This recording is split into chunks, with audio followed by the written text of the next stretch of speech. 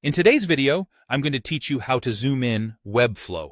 If you're working on a design and need a closer look at the details, zooming in can be incredibly helpful. Let's get started by understanding the basics of zooming within Webflow, which, surprisingly, isn't done through the platform itself. Instead, we'll be using your browser's zoom controls. First, navigate to your project within the Webflow Designer. Once you're there, to change your view, we'll rely on a handy shortcut that works across most browsers.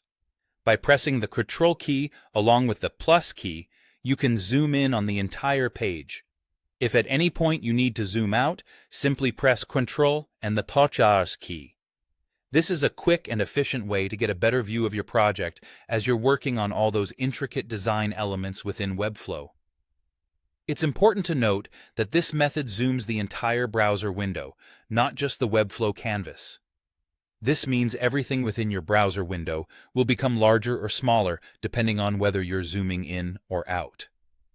So, it's a great way to get a closer look at things, but remember, it won't change the actual scale of the design elements in your project. The elements might look bigger or smaller on your screen, but their dimensions remain the same in the context of your design. Keep this in mind as you work.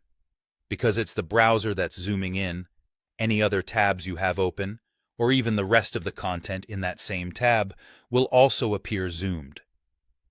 This method provides a universal zoom, and is particularly useful for those times when you're scrutinizing your design, making sure everything lines up perfectly, or adjusting those minute details that require your full attention. Now, as a quick tip, if you want to reset your zoom back to normal, you can usually do this by pressing Control and the 0 key. It's a convenient way to return your browser to its default view without having to manually adjust anything. This can be especially helpful if you find yourself zoomed too far in or out and need to quickly revert to the standard view. By familiarizing yourself with these shortcut key combinations, you will be better equipped to navigate your projects within Webflow efficiently, without needing to rely on any additional tools or features. I hope you find these tips useful for your next Webflow design session. That's all for today's tutorial. Thanks for joining me as we explored how to effectively zoom in Webflow. If you have any questions or need further assistance, feel free to drop them in the comments below. Until next time, happy designing!